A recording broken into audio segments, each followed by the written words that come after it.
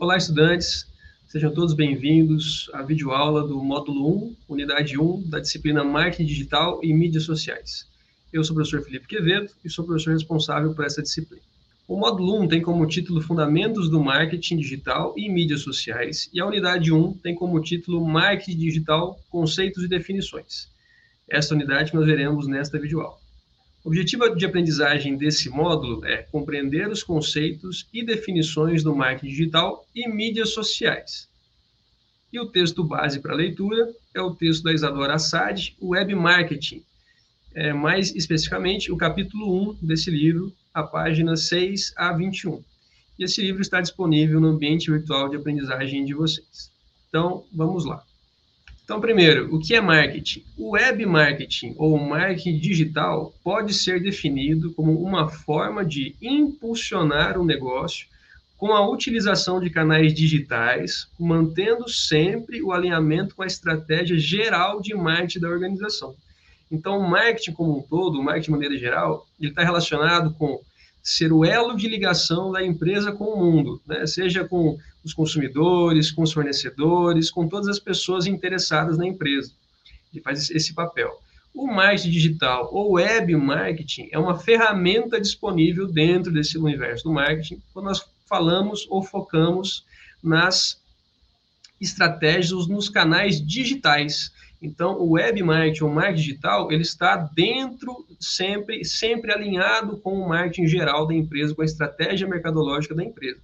O marketing, a definição mais completa dele é o quê? Atividade, conjunto de ações e processos para criar, comunicar e entregar ofertas de troca que tenham valor para clientes, consumidores, parceiros e a sociedade como um todo. Então, o marketing digital, ele faz parte desse grande conceito do marketing global que a gente tem aqui.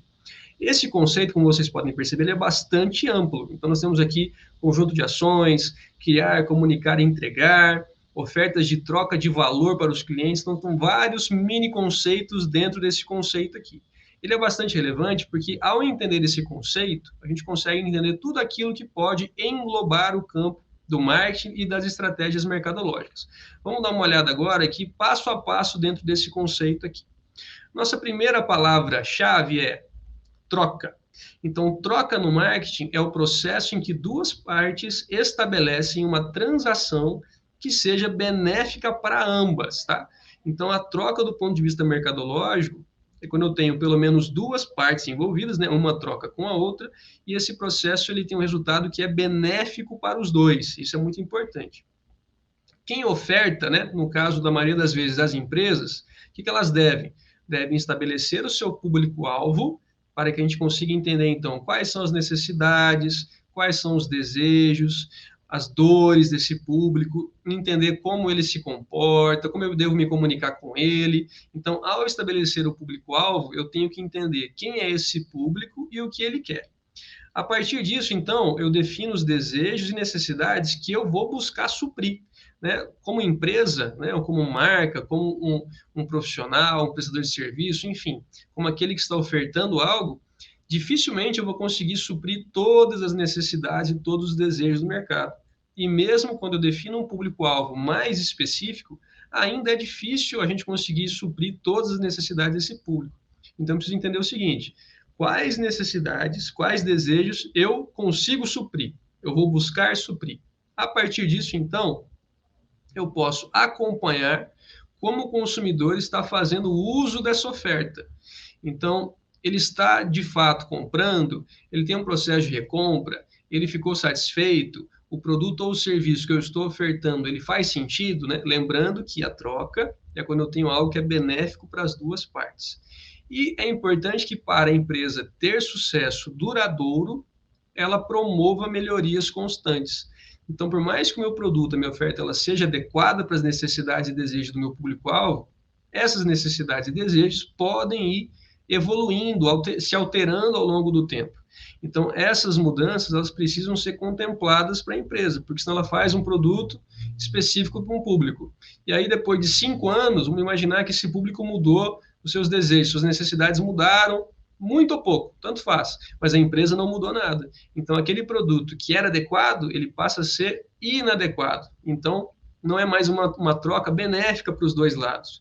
O que o consumidor vai fazer? Ele vai trocar de empresa. Então, eu preciso sempre ter essa preocupação de promover melhorias constantes na minha oferta.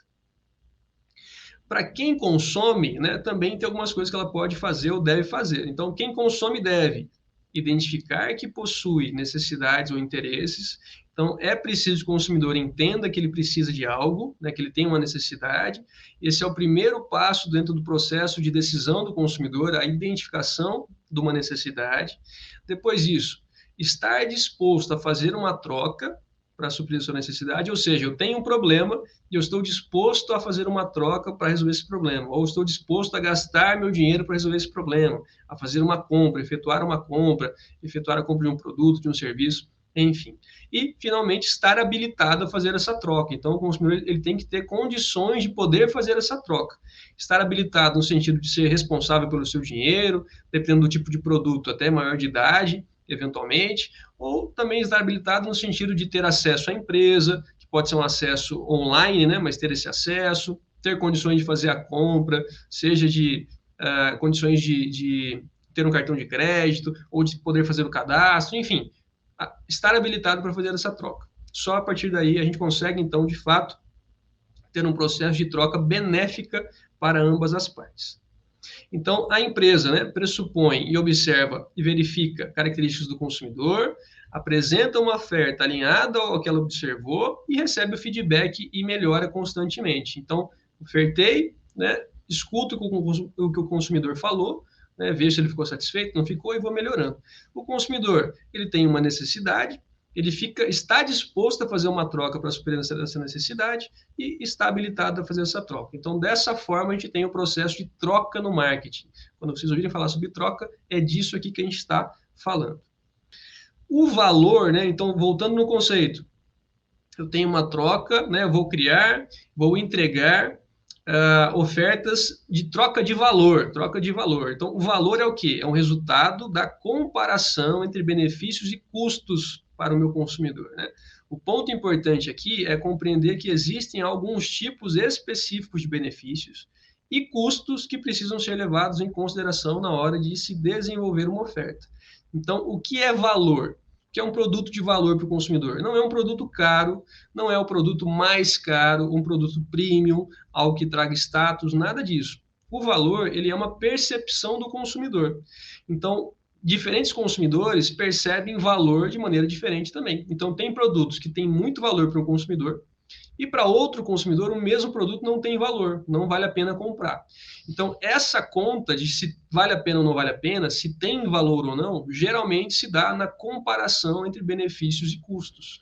E esse benefício e custo não é só custo monetário, não é só dinheiro que a gente está falando aqui. Então, quais são os benefícios e custos que o consumidor leva em consideração ao pensar em uma oferta, se tem valor ou se não tem valor para ele? Vamos ver. Então, os benefícios podem ser benefícios funcionais, né, que tratam do retorno tangível que o produto ou serviço traz ao consumidor. Então, por exemplo, vou comprar uma caneta. Qual que é o benefício funcional? A caneta funcionar. Eu conseguir escrever com ela sem problema nenhum. Ela não falhar, não soltar tinta, não estourar na minha mão. Então, benefício funcional tem a ver com a funcionalidade do produto. Vou comprar uma roupa, né? Qual que é a funcionalidade? Ela serviu, se é uma roupa de frio, ela me esquenta, enfim, questões funcionais do produto. Os benefícios sociais têm a ver com a aceitação social que o cliente recebe de sua rede de contatos ao adquirir determinado produto ou serviço. Então, por exemplo, eu vou comprar um produto de uma marca específica porque eu sei que isso vai me gerar algum tipo de benefício, de aceitação social. Então, eu vou comprar um computador da Apple ou um celular da Apple, vou comprar uma roupa de uma marca de luxo, por exemplo. Então, vamos lá. Uma roupa, benefício funcional. Ela vestiu, né? Então, ela me cobre, eu não passo frio. Além disso, é de uma marca específica. Isso também pode me trazer um benefício social. Logicamente, isso é feito na cabeça do consumidor. Então, tem pessoas que vão dar maior ou menor peso para cada um desses tipos de benefício. Para algumas pessoas, o benefício social vai ser muito importante para determinados produtos. Para outras pessoas, não, né? Então, tanto faz, não estou preocupado com isso. é só funcional. Então, isso pode variar bastante de consumidor para consumidor. Por isso, a importância de definir e conhecer o nosso público-alvo. Depois nós temos os benefícios pessoais, que tem a ver com a satisfação pessoal por adquirir um produto ou serviço que tenha significado para o consumidor. Então, há muito tempo você busca ou você tem o desejo de comprar determinado produto. E quando você compra, você sente uma realização pessoal, um benefício pessoal para você. E nós também temos benefícios chamados de experimentais, que tem a ver com o prazer sentido pelo consumidor por meio dos sentidos, né? Então, olfato, tato, paladar, enfim, essa questão sensorial também que pode estar envolvida no processo de compra. Então, quando a gente vai mensurar ou pensar em valor, são esses tipos de benefícios que a gente está falando. Esses benefícios vão ser comparados com alguns custos. Nós temos, né, o primeiro, que é o mais evidente, o custo monetário. Então, nós temos aqui um valor financeiro desembolsado para adquirir um produto. Então, é o quanto eu gastei para comprar determinada coisa. Então, é o custo monetário. Sempre eu vou levar isso em consideração. Lógico, quanto mais poder de compra eu tenho, talvez eu fique menos preocupado com o custo monetário, porque não faz tanta diferença no meu orçamento. Para outras pessoas de menor poder aquisitivo, o custo monetário ele pode ter um grande peso. Mas, independente se é um grande ou um pequeno peso, isso é uma variável, um ponto a ser considerado. O valor que a pessoa vai pagar para comprar aquele produto. Sempre vai ser comparado com o benefício que eu vou receber dele. Temos também os custos comportamentais ou físicos, né, que representam o esforço físico desempenhado para efetuar a compra. Então, imagina que você vai comprar um presente para alguém que você gosta, né? Um presente para alguém importante para você. E aí você vai na loja, aí chega na loja, tem muita gente lá para ser atendida, você fica muito tempo esperando para ser atendido, depois você fica na fila para poder comprar, para poder pagar, fica bastante tempo. Então você teve todo um esforço físico para fazer aquela compra. Então isso aqui é um custo físico, né? Ele também pode ser levado em consideração. Tem momentos que você sabe que, não, eu vou comprar um produto e é um feriado, ou é véspera de um feriado, véspera de alguma data importante, Dia das Mães, Dia dos Namorados, ou qualquer coisa do tipo assim, você sabe que vai ter um custo físico. Fila, espera, demora, cansaço. Então, isso vai ser levado em consideração, ao ponto que algumas pessoas vão preferir não comprar. Não, esse custo é muito alto para mim. Outras não. Isso para mim não importa, até gosto de ter mais movimento. Então, isso varia de pessoa para pessoa, mas é um custo a ser considerado.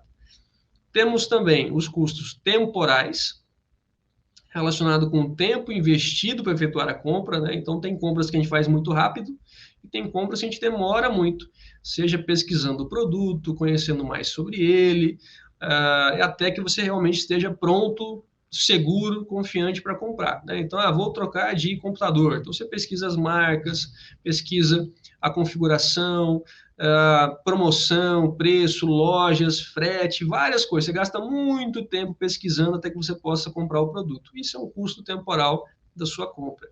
E por último, nós temos os custos psicológicos, né? Então, energia mental que se investe em uma compra. Então, inclui tensão, frustração, risco. Então, é a nossa energia mental despendida na hora de realizar uma compra, né? Então, tem compra que você faz fácil, tem compra que é um processo estressante, né? Por vários motivos. O custo físico vai afetar isso, o custo temporal vai afetar isso, até o próprio custo monetário afeta isso. Então, todos esses outros custos acabam influenciando também a maneira que a gente se sente em relação a determinada compra. Então, pode ser que compras específicas tenham um custo psicológico muito alto, que façam com que o valor percebido depois ele possa ser até menor, né? Lembrando que o valor é o quê? É a relação final disso tudo. É a comparação entre todos os custos e todos os benefícios. O que a teoria nos mostra? Que um produto só é considerado valioso quando a soma de todos os benefícios é maior do que a soma de todos os custos, né? Aí sim o produto é considerado valioso para o consumidor, aí sim ele vai estar disponível ou disposto a comprar esse produto. Ele vai ter mais probabilidade de ficar satisfeito com aquela compra. Por quê? Porque foi custoso, mas o benefício foi maior, né? Isso não importa o quão custoso, é mais uma comparação entre os dois pontos, né? Então, se eu tive, por exemplo, pouco custo, mas também tive pouco benefício, da mesma maneira, eu não vou me sentir satisfeito, não vou achar que o produto tem valor, né? Ao mesmo tempo, posso ter muito custo, foi muito difícil, mas o benefício também é muito alto, é maior do que esse grande custo. Então, maravilha. Então, eu vou ficar satisfeito e provavelmente eu vou identificar isso como um produto de valor, tá? Então, é uma comparação entre esses grandes conceitos de benefício e custo que vão gerar o valor ao final. Então, retomando aqui, ó, o marketing é a atividade, o conjunto de ações e processos para criar, comunicar e entregar ofertas de troca que tenham valor para clientes, consumidores, parceiros e a sociedade como um todo. Então, agora a gente já sabe a finalidade disso, é a troca de produtos ou de ofertas de valor. Então, troca benéfica para ambos e que tem um valor, ou seja, para aquele consumidor específico, aquele produto oferece mais benefícios, uma soma de benefícios superior à soma de todos os custos envolvidos, né? Então, logicamente, eu preciso entender, conhecer o meu consumidor, por isso que a troca começa lá com a definição do público-alvo, entender as necessidades e definir quais eu quero suprir. Então, porque justamente só conhecendo, tendo essa informação, a gente consegue saber se a empresa tem ou não condições de entregar uma oferta que tenha mais valor, ou melhor, mais benefícios do que custos. E o marketing, ele faz o que para isso? Ele cria, comunica e entrega essas ofertas. Então, é um processo de criação, de proposição ou de cocriação, tem a ver com entender o que o consumidor quer e ofertar justamente um produto que seja adequado para ele. Quando eu tenho essa oferta criada, eu preciso comunicar isso para o consumidor. Senão ele nem sabe que eu existo. Então eu preciso ter estratégias de comunicação que sejam adequadas para aquele público-alvo, na mídia que ele está acostumado. Então eu vou falar por onde? Vai ser no Instagram, vai ser no YouTube, vai ser por TV, rádio, vai ser venda direta, enfim. Eu tenho várias maneiras de comunicar algo para o consumidor, várias mídias que eu posso utilizar. Eu tenho que definir isso aqui também, faz parte da estratégia mercadológica. Comunicar essa entrega. E, finalmente, eu tenho que conseguir entregar aquele produto, senão não adiantou nada. Então, entregar significa, de fato, entregar, tem um planejamento de frete ou de localização da loja, enfim, eu tenho que ter condições de conseguir entregar aquela oferta que eu criei e comuniquei para o consumidor. Então, todo esse arranjo bastante complexo que está relacionado ao marketing. E o marketing digital é aquele que contempla as ferramentas digitais para isso. Então, ele anda alinhado com o marketing global da empresa. Não são coisas distintas. O marketing digital ele deve servir ao marketing ou à estratégia mercadológica geral da empresa. O marketing ele foi também evoluindo ao longo do tempo, né? Então, o conceito e as práticas de marketing ou mercadológica eles foram progredindo conforme as mudanças nas relações entre oferta e procura também foram mudando, né? Então, assim como a gente tem hoje o marketing digital, né, que foi evoluindo, todo o marketing ele foi evoluindo ao longo do tempo. Então, em 2010, né, Kotler e seus colaboradores apresentaram as chamadas eras do marketing. Então, o marketing foi evoluindo e alguns autores organizaram isso em eras. Vamos conhecer um pouquinho essas eras do marketing. Primeiro, nós temos o chamado marketing 1.0. Então, o marketing 1.0 ele está relacionado com o contexto da era industrial. Então, o grande objetivo era desenvolvimento técnico dos produtos e na produção em grandes volumes, né? Buscava-se ganho em escala, em ter uma oferta maior, grande oferta. Então, no começo, pessoal, da era industrial, qual era o objetivo? Era conseguir produzir. Né? Então, eu tinha uma demanda que precisava ser suprida e eu não tinha ainda condições de suprir da melhor maneira possível. Então, o grande objetivo era o quê?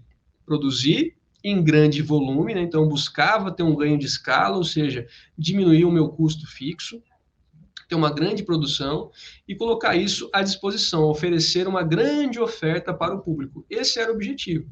Por quê? Porque era o começo da era industrial, era o começo das empresas como a gente conhece hoje. Então, ainda não havia uma grande preocupação, por exemplo, com a percepção do consumidor.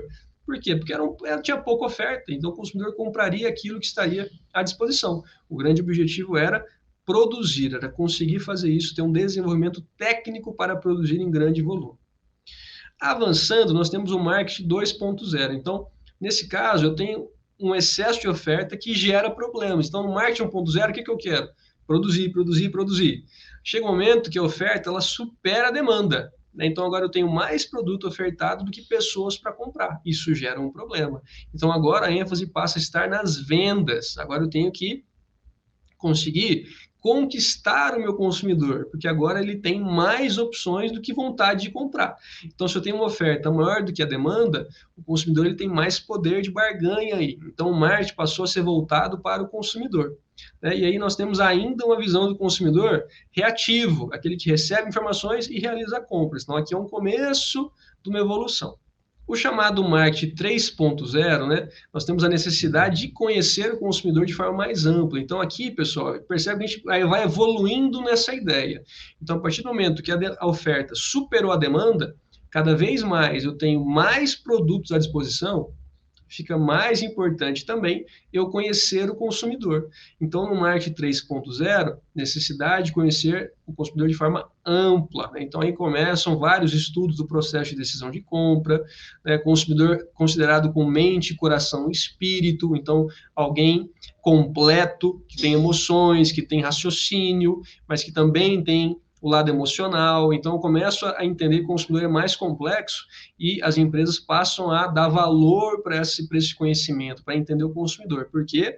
Porque agora eu preciso convencê-lo cada vez mais a comprar o meu produto ao invés de comprar do meu concorrente. Então, as empresas passam a ser desafiadas a definir um real propósito da sua existência. Não adianta mais só ter o produto. O consumidor também está preocupado em quem é aquela empresa, quais são os valores que ela defende, quais são os seus princípios, né? Então passa a ter um consumidor aqui mais preocupado e que tem mais peso para as empresas. Então isso foi evoluindo. O chamado marketing 4.0, que é a última era que nós estamos hoje, aqui nós temos o quê? Um grande avanço na tecnologia da comunicação, né? Então, as ferramentas digitais, internet, o avanço disso possibilitou que muitas coisas acontecessem também no campo do consumo. Então, esse grande avanço gera uma mudança no comportamento das pessoas. Então, agora eu tenho compra online, né? Que foi, nos últimos anos, recentemente, potencializada de maneira muito expressiva por conta da pandemia. Então, as pessoas foram obrigadas a comprar online e se acostumaram com isso. Então, há uma mudança no comportamento. Agora, eu pesquiso não só na loja, conversando com o consumidor, com o vendedor, perdão, mas eu pesquiso online, pesquiso na internet, pesquiso produtos na minha região, no Brasil, fora do Brasil. Então, eu tenho muito mais informação à disposição. Então, agora eu tenho um novo relacionamento entre consumidores e empresas. O consumidor cada vez com mais poder de negociação, porque agora o mundo está à disposição. Posso comprar um produto aqui no Brasil, posso comprar um produto lá do outro lado do Brasil, né? Sabendo que às vezes ele é mais barato mesmo com frete. Então, pensando no custo monetário, pode ser um ponto muito importante para o consumidor. Então, a internet possibilitou estabelecer diálogos com os consumidores. Então, agora os consumidores também têm voz, principalmente por meio das redes sociais. Então, a gente tem movimentos grandes até, organizados de consumidores, tanto para o bem de uma marca, ou muitas vezes para o boicote de uma marca. Então, o consumidor ele passa a ter mais voz nesse processo. Da mesma maneira, há uma grande quantidade de dados para as empresas utilizarem, né? Então, hoje nós temos aí temos um smartphone, temos acesso à internet, muitas vezes para acessar alguns sites ou para baixar alguns aplicativos, nós aceitamos vários termos, né? Muitas vezes nem lemos, mas aceitamos. Então, esses termos, eles podem estar relacionados com o uso e armazenamento dos nossos dados. Então, esses dados, eles estão, muitas vezes, à disposição das empresas para ser utilizados, para que eu tenha mais conhecimento do consumidor, do perfil que ele tem de compra, dos produtos que ele tem buscado, do nível de renda que ele tem. Então, nós temos várias informações do ponto de vista da empresa, né? A empresa tem várias informações que ela pode utilizar relacionado ao consumidor. E nós temos também o web marketing, ou marketing digital. Então, todo esse avanço da tecnologia digital permite que as ferramentas mercadológicas elas sejam também utilizadas com as ferramentas digitais, né? E isso pode gerar uma atualização dos 4 P's tradicionais do marketing, tá? O que é isso, pessoal? Então, os P's tradicionais são produto, preço, praça e promoção.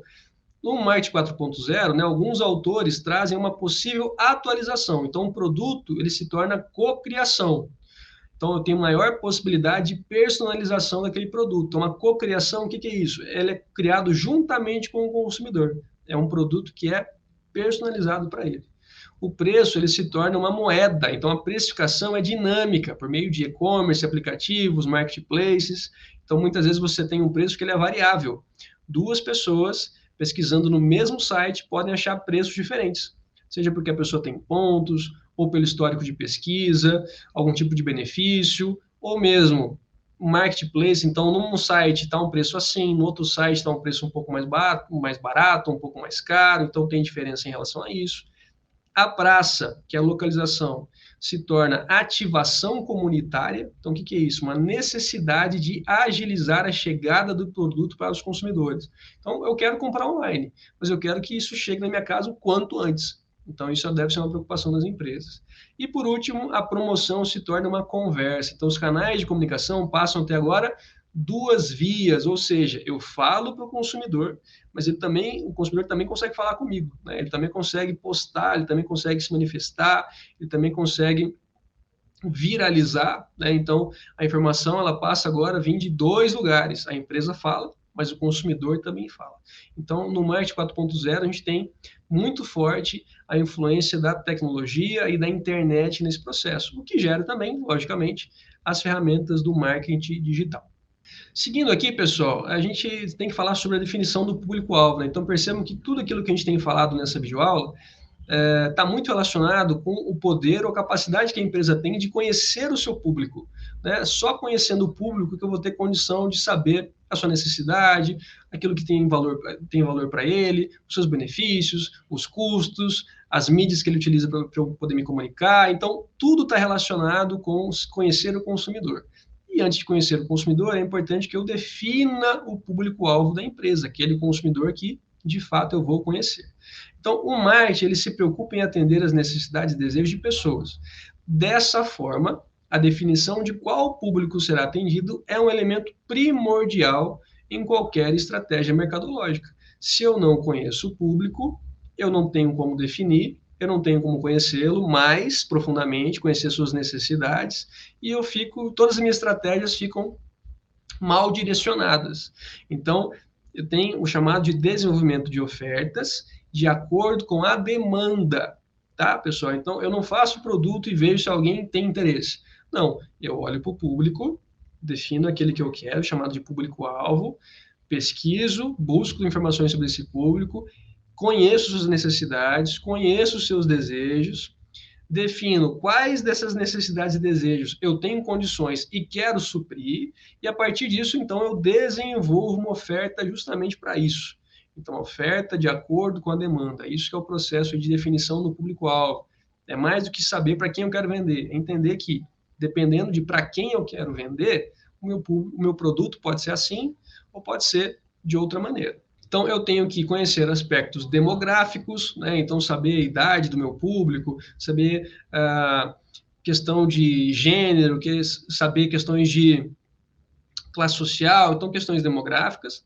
Conhecer os problemas, preferências, interesses e práticas, né? A visão de mundo, expectativa desse público, então, questões mais relacionadas com sentimentos, com as crenças. Eu posso ter a definição do buyer personas, né? Então, o que é um persona, pessoal? O persona é como se eu criasse um personagem que simbolizasse meu público. Então, por exemplo, meu público-alvo, o persona dele é a dona Joana, que é uma jovem senhora casada com filhos jovens, filhos pequenininhos. É uma persona, é um personagem que vai simbolizar o meu público-alvo, né? Então, o buyer persona é a personagem que compra o meu produto, né? Eu posso fazer um exercício de definição desses personagens para me ajudar a visualizar quem é o meu público-alvo. É um exercício bastante relevante que muitas empresas fazem. É o persona ou buyer persona. Eu vou ter um mapeamento dos atuais clientes, né? Se eu sou uma empresa que já atua no mercado, eu consigo saber quem compra de mim, né? Muitas vezes nós temos cadastros bastante completos que podem ser utilizados como fonte de informação para as empresas. E, finalmente, né, sempre muito importante estabelecer focos de ação. Então, tá bom, tenho muita informação, entendi aqui os públicos, entendi as necessidades, desenhei os personas, maravilha, e aí? O que eu vou fazer? Então, eu tenho que definir o meu foco, definir o meu planejamento. E o marketing digital ele vai ser um conjunto de ferramentas que vão justamente me ajudar a chegar nesse objetivo que eu tracei. Então, a estratégia na internet, pessoal, nós temos aqui algumas alguns pontos relevantes. Então, são 4 principais objetivos com os quais o web marketing ou o marketing digital podem contribuir, pensando em todo esse panorama de ter uma oferta desenvolvida para uma demanda específica e um foco de ação. Então, como que a internet pode me ajudar com isso? Primeiro, melhorar a proposta de valor, né? Pode ser uma ferramenta para isso. Dar suporte à proposta de valor, né? Então, tanto melhorar como dar suporte para aquela já existente, seja em termos de comunicação, de utilização de ferramentas web para mais informação, para propagação disso. Então, é um grande potencializador da minha proposta de valor. Pode contribuir com a construção da marca, né, por meio da interatividade. Então, a gente tem exemplos de marcas, pessoal, que tem muita interação com seus consumidores, isso ajuda na construção da marca. Uma marca que é exemplo é a Netflix. Então, a Netflix, por meio das suas páginas, Instagram, principalmente, ela interage, ela faz brincadeiras, ela responde. Então, isso é uma maneira de construir a sua marca junto ao consumidor. É uma ferramenta digital, o uso de uma rede social para isso. E também pode ser utilizada a criação de plataformas baseadas em interesses chaves de alguns consumidores, né? Blogs específicos, enfim, fontes de informação para um consumidor que tem um interesse específico. Pensando em melhorar a proposta de valor, né, o marketing digital ele pode ser usado para reduzir os custos e oferecer benefícios que o marketing tradicional não permitiria. Então, vamos pensar o seguinte: eu tenho um produto e ele tem uma percepção, né, meu consumidor tem uma percepção de valor daquele produto. E comparando os benefícios e o custo, há um custo muito alto monetário para aquele produto. Então, a gente percebe que se o custo monetário fosse menor ou o preço fosse menor, o valor seria maior, né? O benefício não muda, mas se eu abaixo o meu custo, o meu valor ele começa a aparecer. Então, se eu utilizar, por exemplo, um processo de venda online, onde eu tenho uma diminuição dos meus custos, isso pode fazer com que o preço abaixe e eu tenha mais valor naquela compra. Então, pode ser um processo aí de melhora da minha proposta de valor. Aumento da competitividade, né? Porque eu posso, por exemplo, competir em vários locais, em várias regiões. Né? E outro exemplo aqui são os aplicativos com descontos exclusivos. Então, você baixa o aplicativo, faz seu cadastro, começa a juntar pontos, e isso te permite ter descontos que outras pessoas não têm. Então, são maneiras também que ferramentas digitais podem ajudar na melhora da proposta de valor. Pensando em dar suporte à proposta de valor, né? A internet ou o marketing digital pode ser um elemento que sustenta uma proposta de valor já definida, né? Então ele vem ajudar nessa construção que já existe. Se o consumidor tem poucas informações sobre o produto, que é recém-lançado, por exemplo, o marketing digital ou web marketing pode ser utilizado para apresentar os benefícios e os aspectos técnicos daquele produto. Então pode ser uma fonte maior de informação para aquele consumidor. E ainda pode validar o valor da oferta para aqueles que já conhecem. Então, pode ser uma ferramenta de validação, de reforço daquela informação. Então, eu posso gerar tanto informações para novas pessoas, no sentido de educá-las, ou ainda no sentido de reforçar aquilo que elas já conhecem. Então, ela pode ser uma grande ferramenta para dar suporte à proposta de valor. Além disso, né, ela pode servir, como a gente já falou, para a construção da marca por meio da interatividade. Então, maior conexão com os consumidores, experiências interativas, maior tempo de exposição e ainda uma criação de uma relação afetiva, seja com a própria marca ou principalmente com a comunidade que segue aquela marca. Né? Então, você tem aí um conjunto de seguidores, seja de uma marca, seja do influencer, enfim. Esse conjunto de seguidores, essa comunidade também interage entre si, o que pode gerar uma relação afetiva entre eles que vai trazer um resultado positivo para a marca. Então, tudo isso vai ajudar na construção de uma marca mais forte por meio do marketing digital. Pensando aí na criação de plataformas baseadas em interesses chaves, então, interesses chaves são atividades em que os consumidores se envolvem de forma profunda. Então, pessoas que têm interesse específico em uma coisa e que aquilo se torna um grande interesse. Então, por exemplo, a pessoa tem interesse em reforma de carro antigo, né, ou de motor de carro. Então, a pessoa passa a conhecer profundamente sobre aquilo, gasta tempo, conversa sobre aquilo. Então, é nesse sentido aqui. Novos canais de interação por meio das plataformas digitais podem ser criados, né? Então, justamente aquilo que eu acabei de falar, esse processo de interação entre os demais seguidores. E as marcas podem criar também novas plataformas ou promover discussões em redes sociais já existentes. Então, você pode ter até um site específico, um blog, um campo específico para isso, ou você pode gerar essa comunicação nas redes sociais já existentes. Então, o marketing digital, pessoal, ele é uma ferramenta estratégica da organização. Ele vai ajudar na estratégia mercadológica geral da empresa, né? Ele pode ser negligenciado se o único foco for cumprir tarefas do meio digital. Então o marketing digital é o quê? É postar tantos posts por dia. É mais do que isso, é uma ferramenta estratégica, ela deve ser maior do que a ação que eu estou desempenhando ali. Deve ser estruturado e alinhado com os objetivos da empresa. Só dessa forma ele vai ter o seu potencial atingido. E também serve para o fortalecimento da marca, relacionamento com o consumidor e ainda uma fonte de vantagem competitiva. Então, percebam que o marketing digital, todas essas ferramentas, eles podem ter grande valor para a empresa se forem utilizados de maneira estruturada e alinhada com o marketing global, com os objetivos gerais da empresa. Então, dessa forma, a gente encerra a nossa videoaula da unidade 1 do primeiro módulo. Essas são as principais referências que a gente utilizou. Espero que todos tenham gostado dessa videoaula, que vocês tenham entendido os conceitos e desejo a todos um bom estudo.